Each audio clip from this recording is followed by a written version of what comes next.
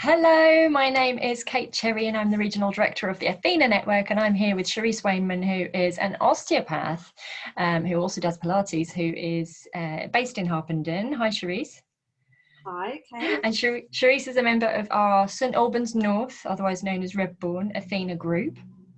And what this is a spotlight interview where I like to find out a little bit more about our members and get that message out, that great message out to the wider community than our amazing Athena network. So what Athena is Women's Business Networking and Development Club, basically. And we have, so I run two territories, which is Bedfordshire and then also St Albans, the St Albans postcode. And so I have two groups in St Albans, North and South. And then I have three groups in Bedfordshire, and we're launching a virtual only group in October, because it turns out that people have quite enjoyed not having to commute to a networking group, saving time. And also then you've got lots of people who would find it difficult to go out in person, or always have found it difficult due to childcare or other reasons. So if you know anyone in those situations, please pass them in my direction and we'll get them hooked up. But we're here to talk about Sharisse today. So we're going to ask you some questions about your business, Sharisse, and find out a little bit more about you, also how we can help you. So tell us about how you became an osteopath. Tell us about how you became an osteopath firstly. So since probably my early 20s, I have been in the health related industry. Started with a nutritional diploma, and then went on to do personal training and massage and exercise to music. So it got me into sort of the sports and rehab world. And I ended up working for an osteopath. I was his gym manager. So after watching him, it just inspired me. So I did my degree in my 30s and worked mostly as an instructor at many different gyms, doing lots of different exercise, and then qualified and set up my clinic. And now kind of do a little bit of everything, but mostly osteopathy. Amazing. And so how do you describe, for anyone who doesn't know what osteopathy is, what is that profession and what is it you do? How do you help people? So osteopathy is basically effectively treating any kind of injuries. It could be a now injury that's just happened on the sports field, or a fall, or it could be just day-to-day aches and pains that have built up. And osteopaths basically give a patient's body their own tools to be able to heal themselves. So it's all about getting blood moving, about getting lymph drainage, and just helping the body heal more effectively. And I use other little tools just to help, things like acupuncture, sports tape, ultrasound, foot insoles, and exercise to enable someone to go away from a treatment and just manage their own recovery. Amazing. And so is it true that it's all sort of lower back to bottom of the hips is the biggest area that people need help in? What are the most common things that people come to you with? So lower back, neck and shoulders, maybe a bit of shoulders, but pretty much anything. And osteopaths work on the whole body.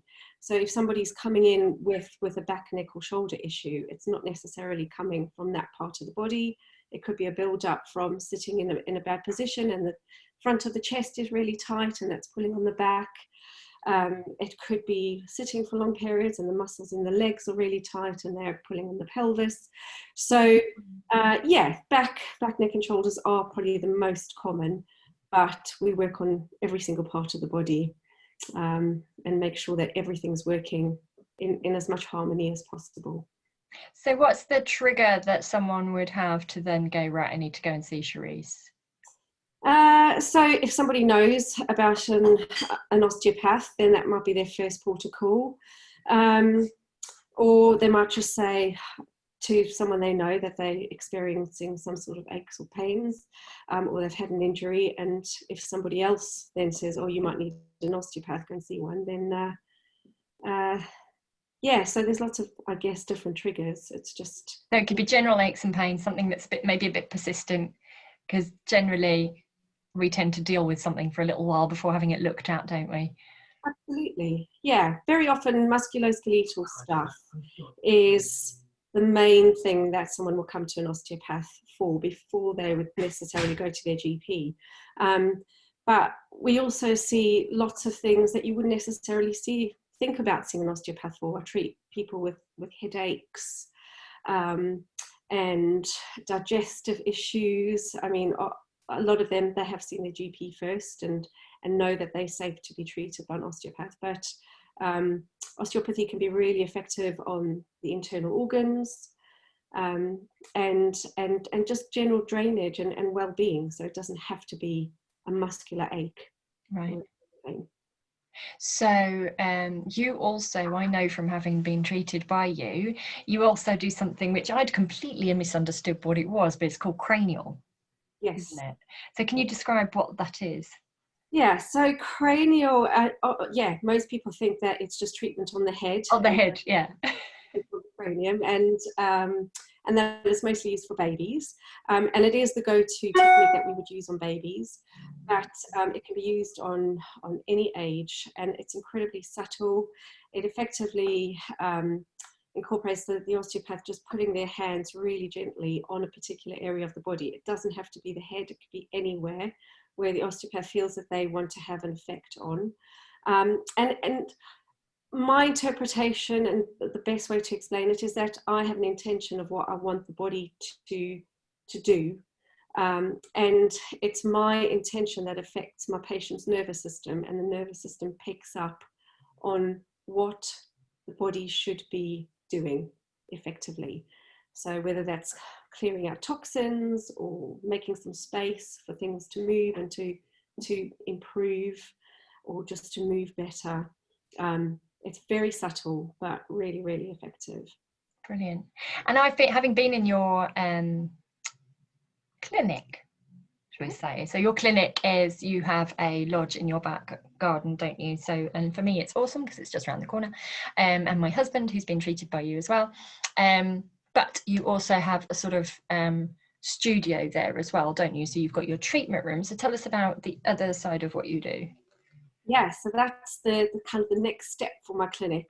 For years now, I've been doing one-to-one Pilates and rehab with my patients, but I'm now trying to set up very small little specific classes moving forwards for my patients. So 4 people, 1 in each corner, so we can socially distance at the moment, but even without socially distancing, it's going to be a small rehab class a few times a week, so that we can incorporate that learning what kind of exercises and what you can do to keep your body strong and to keep your body going alongside any treatment that you might need to just make your body function as best as possible. Absolutely.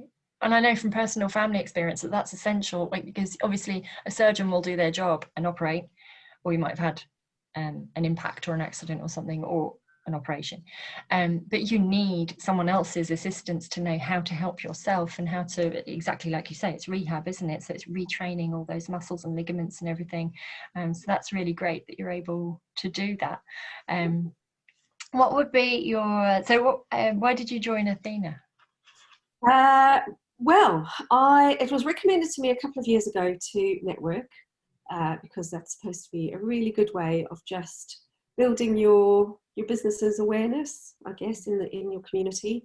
I didn't really know about Athena until I met you, and you told me quite a lot about it, and it just intrigued me. I like the fact that it's all women, because I think we have quite a lot in common, and I just like the whole ethos behind it. I've only been in Harpenden for 6 years, so in this particular area, so I just thought it'd be quite nice to build a network around me of people, like-minded people in business, and Athena seemed to be the right network choice. Exactly. So people who are all on a similar journey, just with a different business, isn't it? So at the end of the day, we're all trying to do the same thing. So it's just doing it together instead of on our own. Each other, and yeah, just to have that network around. So not necessarily to to build my patient network, but just to build my business awareness and to know about all the other businesses. Absolutely. And so what would your top tip be for someone starting their business now? I guess I've got three. I wrote them down. So my first one was to start small and to build up slowly so that you can, ideally, in the best way possible, manage your work-home life balance well. To love what you do. If you love what you do, it makes work so easy. And to network. Oh, perfect. I was saying, we did a spotlight yesterday, and one thing we were talking about is how long some people might take sorting out their marketing, their business cards, which are pointless at the moment, website, all of this kind of stuff, when if I had something to add to that list, it would be get out and network straight away, because you'll be all set up and then no one knocking on your door, because, you know, traditional advertising, yes, you'll have people looking for you straight away, but it might take longer, and it's continual, isn't it? So yeah, I agree with that. Yeah, I think when you network, you put a face behind the business, whereas if you've just got your material, there's no person behind that yet. So yeah, absolutely. And people do business with people they know, like, and trust. Absolutely. Yeah, perfect. So what's next for you and your business? So as I said before, the classes are my next big thing. Yeah. I've tried big classes in the past, but now the small classes are where I want to go. So I really want to integrate that whole therapy, exercise, whole body approach, 360-degree approach. I like it. Yeah. Which is where I want to go. I yesterday ordered a hot tub for next to my clinic. Wow. I might start incorporating some sort of aquatherapy as well, as a package within my clinic. That's kind of a work in progress at the moment. And then you have to put high fences up, so I'm not jumping over your fence in the middle of the night. Use your hot tub. Awesome. And so if someone wants to connect with you, where's the best place to find you? I'm going to tag you on this, obviously, in Facebook and LinkedIn, but where can we contact you? So you can contact me through my website. There's a little page on there, which is osteopathy-clinic.co.uk. I'm based on Moorland Road, opposite the Lee School in Harpenden. I've got a little notice board outside my clinic, so I'm right there in the back in my back garden of my house. My mobile number is on my website. I'm on Facebook, the Osteopathy Clinic in Harpenden, and I'm on Instagram as well, which is Osteopathy Harpenden. Perfect. That's good. I love it when a domain or a handle is available. Hey. Perfect. Thank you. I'm going to put it back to gallery view, so we're side by side. Thank you so much for your time today, Sharisse. It's been amazing finding out a bit more about you. I knew a lot of it myself, but I want everyone else to know about you. So if you want to meet Sharisse in person, contact her, or you could attend the St Albans North Athena meeting, the next of which is, depending when you're watching this, it's next Wednesday, 16th of September. And if you've missed it, contact me for the next one. So if you would like to find out about any of our meetings coming up, then please contact me through here. And otherwise, have a fantastic weekday ahead. And Sharisse, again, thank you. And I'll see you very soon at one of our meetings. See you next week. Bye. Bye.